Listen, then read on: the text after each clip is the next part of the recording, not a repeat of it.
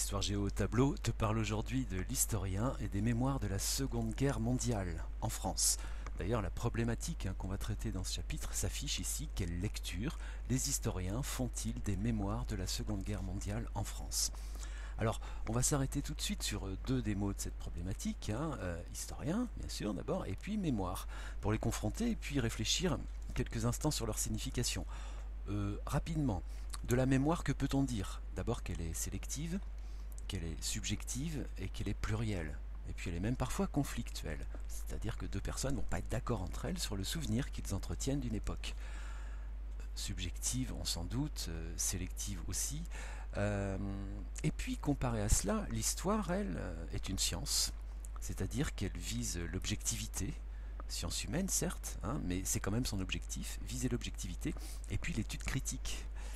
Voilà, donc l'approche, on le comprend déjà à travers ces définitions, va être radicalement différente dans la manière dont on va se souvenir, dont on va évoquer la Seconde Guerre mondiale, selon que l'on soit historien, ou selon qu'on ait été témoin ou descendant des témoins de cette guerre. D'autant que l'histoire d'un côté, la mémoire de l'autre, entretiennent des rapports, toutes les deux. Elles sont complémentaires bien souvent, puisque les historiens se servent des témoignages comme source à leurs travaux, et donc complémentaires, mais parfois elles peuvent être aussi concurrentes, c'est-à-dire que l'histoire peut contredire les souvenirs qu'a une société ou un groupe de son propre passé. Voilà, c'est tout ce qu'on va étudier à propos de la Seconde Guerre mondiale dans ce chapitre. On va le faire selon un plan chronologique, tout simplement, vu la période qui nous intéresse et vu tous les changements qu'on a connus entre les lendemains de la Seconde Guerre mondiale et aujourd'hui. Donc on traitera dans une première partie, donc depuis 1945 jusqu'à la fin des années 60, en gros. La seconde partie s'intéressera à la rupture qui s'effectue dans les années 70. Et puis enfin, la troisième partie évoquera qu'à partir des années 90, il y a également des changements dans cette mémoire. Voilà, donc le grand 1 tout de suite, on l'a dit en gros, 1945 jusqu'aux années 1960. On va intituler ce grand 1 le mythe, terme qu'on va expliquer tout de suite, le mythe d'une France qu'on va qualifier dans le titre de unie et résistante. Voilà. Donc mythe d'une France unie et résistante. Voilà pour le grand 1. Donc en 1945, au fur et à mesure de la libération, les Français qui sont soupçonnés d'avoir collaboré avec l'occupant allemand voient se déclencher contre eux une épuration. Vous connaissez le mot, il faudra le retenir, une épuration pour les punir de cette collaboration.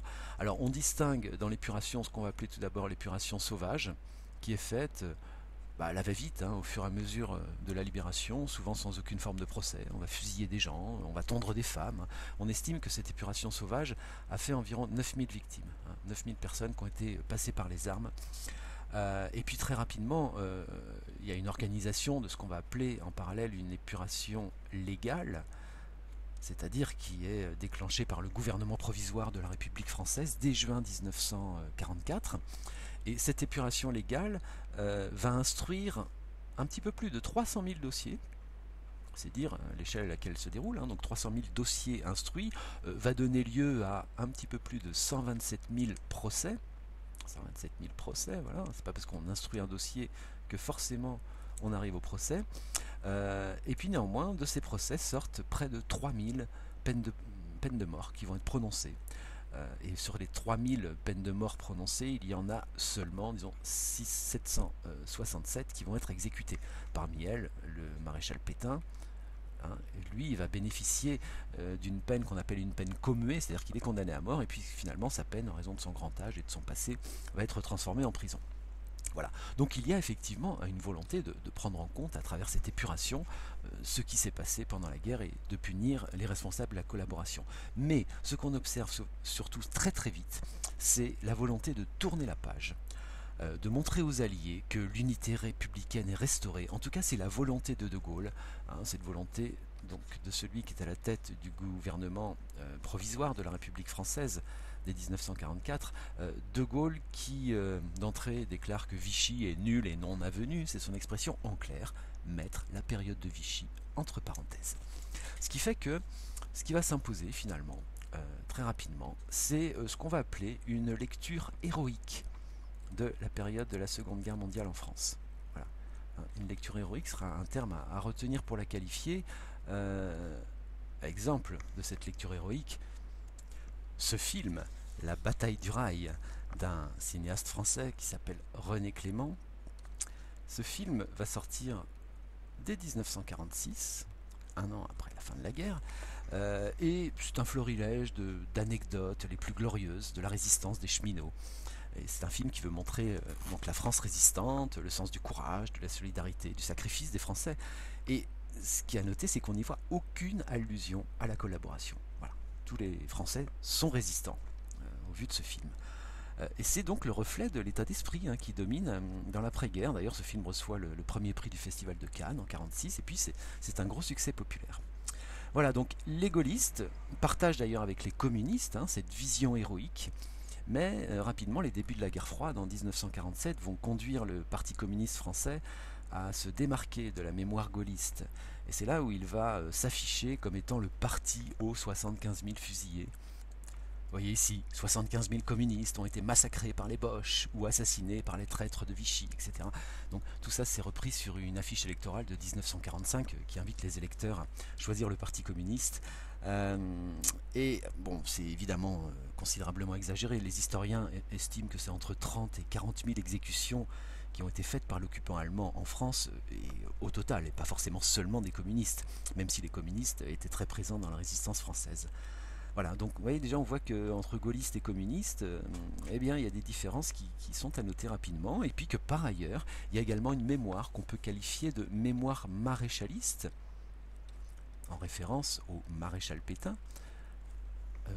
donc une mémoire maréchaliste qui va se structurer au début des années 1950. C'est une mémoire qui s'appuie sur la thèse d'un historien, précisément, c'est notre sujet, qui s'appelle Robert Harron. Et cet historien va sortir un livre en 1954 qui s'appelle Histoire de Vichy. Et dans ce livre, il va défendre une thèse qu'on retient généralement comme la thèse du glaive et du bouclier. Voilà, il faudra retenir ce nom. Donc thèse du glaive et du bouclier qui laisse entendre en clair que le glaive c'était le général de Gaulle depuis Londres et que le bouclier c'était le maréchal Pétain en France. Autrement dit que ces deux grandes figures de la guerre œuvraient pour la même cause, pour la défense des intérêts français, chacun à leur manière. Voilà. Donc cette thèse-là va nourrir tout un courant qui se développe en particulier dans la droite française pour entretenir cette mémoire du maréchal Pétain. En clair, ce qu'on retiendra de ça, des gaullistes, de la droite, des communistes, c'est qu'il y a une politisation de la mémoire. C'est un terme aussi que vous pouvez noter. Politisation de la mémoire, chaque camp l'instrumentalise à son avantage, bien sûr.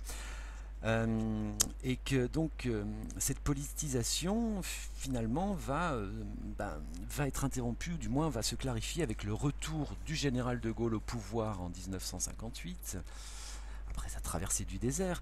Ce retour marque finalement la domination pour toute la décennie qui vient de la mémoire gaulliste. On l'a dit, cette mémoire gaulliste, c'est l'exaltation d'une France qui a été unie dans le combat contre le nazisme, à tel point que ça va donner naissance à ce qu'un historien plus tard appellera le mythe résistentialiste. On reprend ici donc l'intitulé du titre, donc mythe résistentialiste. Voilà, c'est un i ici bien sûr. Voilà, qui est mythe, c'est-à-dire que c'est une légende, cette légende qu'on entretient que l'ensemble de la France a été unie autour du général de Gaulle. Et cette mémoire nationale autour de ce mythe est mise en scène.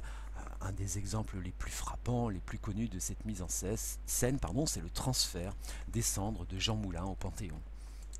Voici une image de cette cérémonie que la République a voulu grandiose le 19 décembre 1964, donc devant le Panthéon, c'est ce lieu qui à Paris accueille la mémoire des grands hommes. On reconnaît sur cette image ici le général de Gaulle, donc président de la République, à sa droite ici son Premier ministre, Georges Pompidou, et puis ici à sa gauche, le ministre des Affaires culturelles, André Malraux.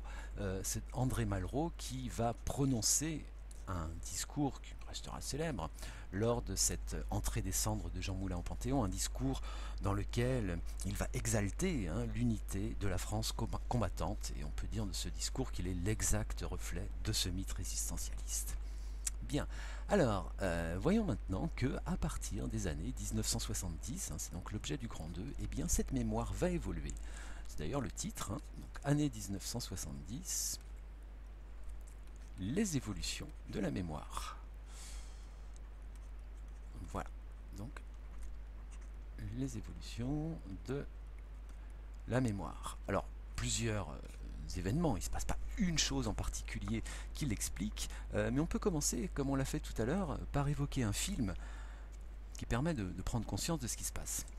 Ce film, le voici, Le chagrin et la pitié, un film d'un autre cinéaste français qui s'appelle Marcel Ophuls, voilà, qui sort en 1971. Vous voyez l'affiche, on vous parle de la chronique d'une ville française sous l'occupation, donc en Auvergne, et c'est un film qui va démythifier l'image de cette France résistante qu'on évoquait dans la première partie, parce qu'elle met en scène à de nombreuses reprises des personnes qui ont collaboré avec l'occupant allemand et qui le revendiquent devant la caméra. Donc ça va évidemment provoquer une gêne considérable, à tel point que la télévision, qui avait pourtant financé ce film documentaire, va refuser de le diffuser pendant 12 ans. De la même manière, on peut citer un autre film également qui sort quelques années plus tard, en 1974, et qui lui aussi fait référence au thème de la collaboration, Lucien Lacombe. Lacombe, Lucien, pour être plus précis, un film de Louis Malle, donc qui sort en 1974. Je ne sais pas si vous arrivez à le lire sur l'affiche, je le reprends là. Et ce film, oui, montre aussi des Français, de bons Français, qui, d'une manière ou d'une autre, collaborent avec l'ennemi. Donc c'est un film qui fait scandale à sa sortie, mais qui va aussi contribuer à modifier une vision simpliste de la France occupée, avec uniquement des résistants. Donc ce sont des approches, vous voyez, qui sont plus iconoclastes de la résistance et de la Seconde Guerre mondiale. Et pourquoi il y a ce changement ? Eh bien, il y a ce changement parce que, parallèlement à cela, il y a des recherches d'historiens qui vont modifier la manière dont on se souvient de la guerre. Et parmi toutes ces recherches du début des années 70, il y a un livre absolument incontournable qui s'appelle tout simplement La France de Vichy. Donc celui-là, il faudra le connaître, qui est écrit par un historien américain, Monsieur Robert Paxton,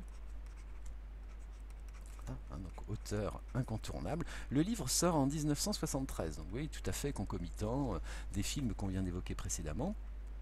Et eh bien ce livre va être, on pourrait l'appeler un véritable pavé dans la mare, parce qu'en rétablissant des faits historiques sur la base d'archives, en particulier d'archives allemandes, il va complètement discréditer la thèse du glaive et du bouclier, et il va prouver que les Français n'ont pas été si nombreux que cela à résister.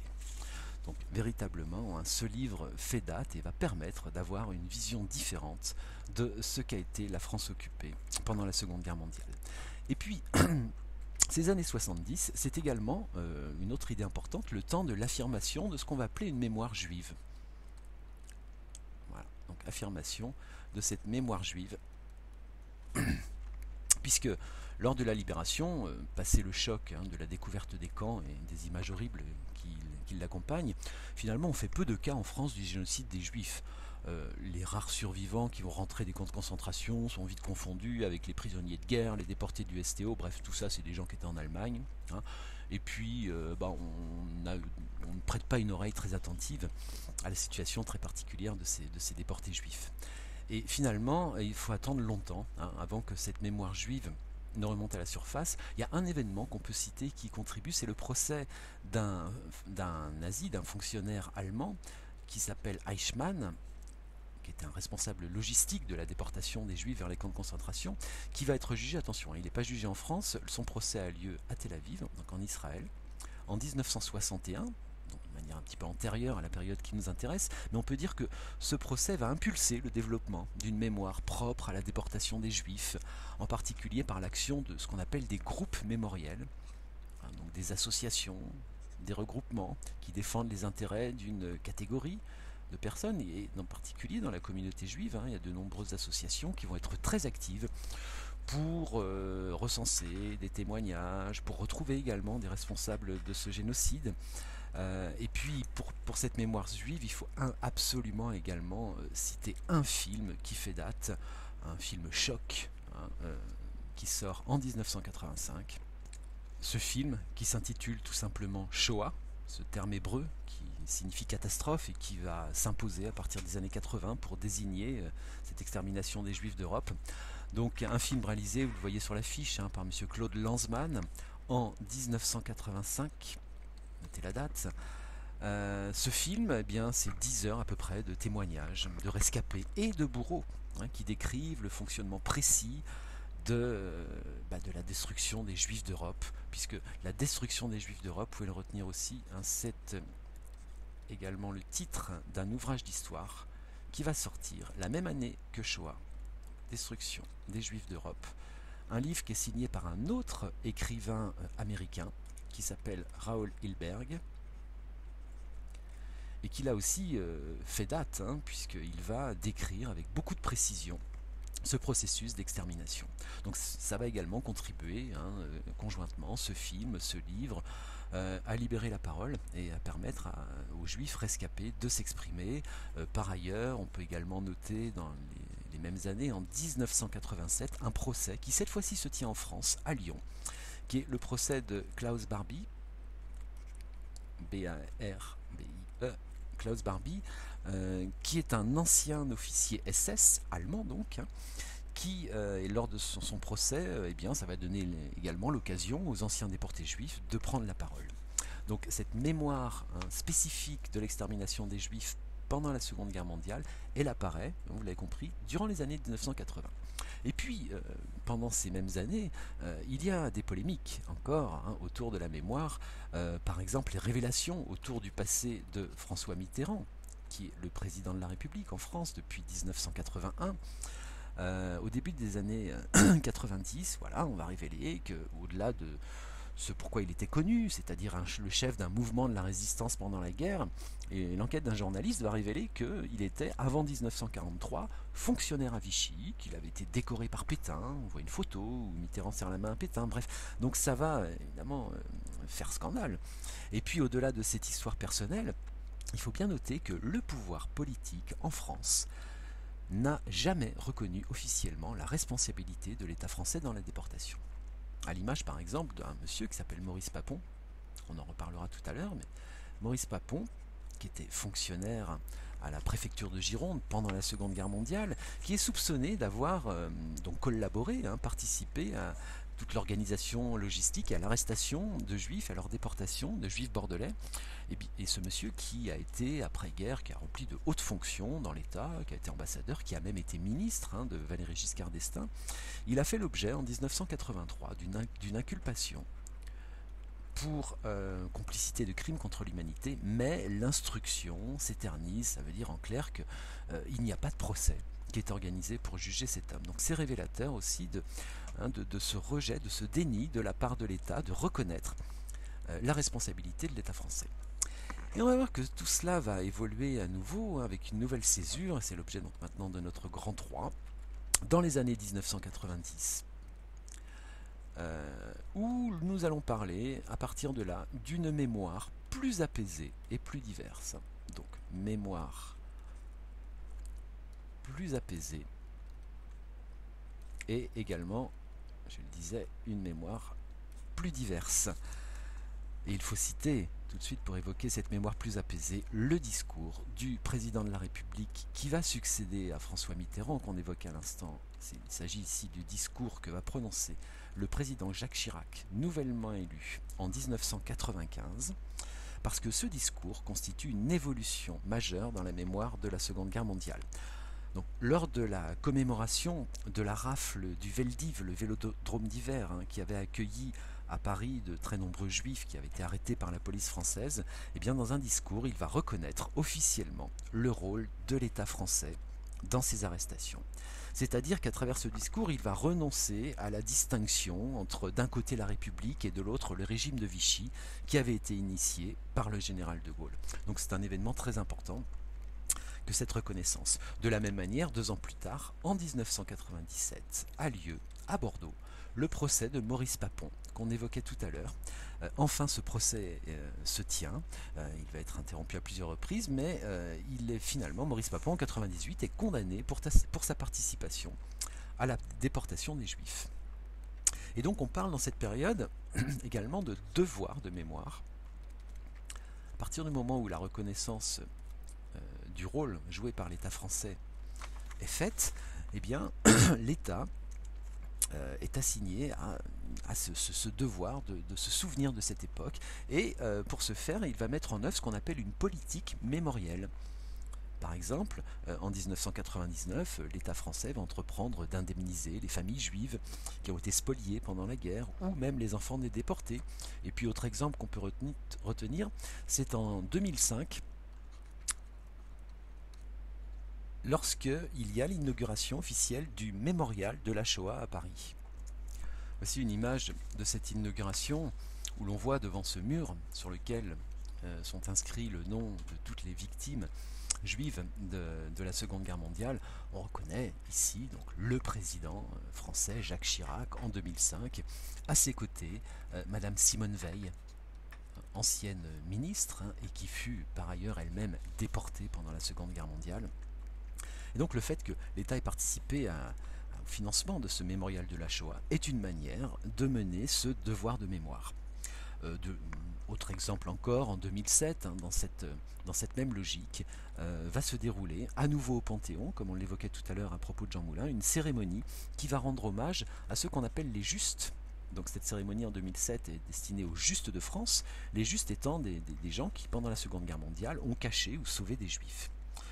Voilà, donc vous voyez, tout ça pour dire que finalement la mémoire est beaucoup plus apaisée, mais pour autant elle n'est pas exempte complètement de polémique. On peut citer par exemple la décision prise par Nicolas Sarkozy lorsqu'il est président de la République en 2007, qui est accusé d'instrumentaliser l'histoire en demandant la lecture en classe de la dernière lettre écrite par un monsieur qui s'appelle Guy Moquet, qui était un jeune arrêté par les Allemands à l'époque et qui a été fusillé. Voilà, et donc les historiens vont considérer que obliger la lecture de cette lettre dans l'établissement scolaire, c'était une manière de se servir de l'histoire pour atteindre d'autres objectifs en clair. Voilà pourquoi on parle d'instrumentalisation. Et puis on peut citer aussi certains groupes qui sont encore relégués de la mémoire nationale, par exemple les Tziganes, qui ont été également victimes d'un génocide pendant la Seconde Guerre mondiale et qui n'ont toujours pas en France de journée de commémoration ou d'hommage officiel. Voilà, donc vous voyez que cette mémoire reste encore vive et puis qu'il y a encore des polémiques autour. En clair et en conclusion, donc vous voyez que ces questions mettent en lumière la concurrence qui est parfois vive entre les groupes mémoriels pour avoir une reconnaissance officielle, ou aussi donc de quelle manière les politiques peuvent utiliser, instrumentaliser l'histoire, comme on vient de lire, comme on vient de le dire, pardon. Et donc l'historien, il intervient dans ces débats de société, il intervient parfois pour légitimer ou parfois pour contredire une parole publique, une loi ou une production cinématographique par exemple. En clair, et c'est ce qu'on peut retenir en conclusion, que l'historien a une place centrale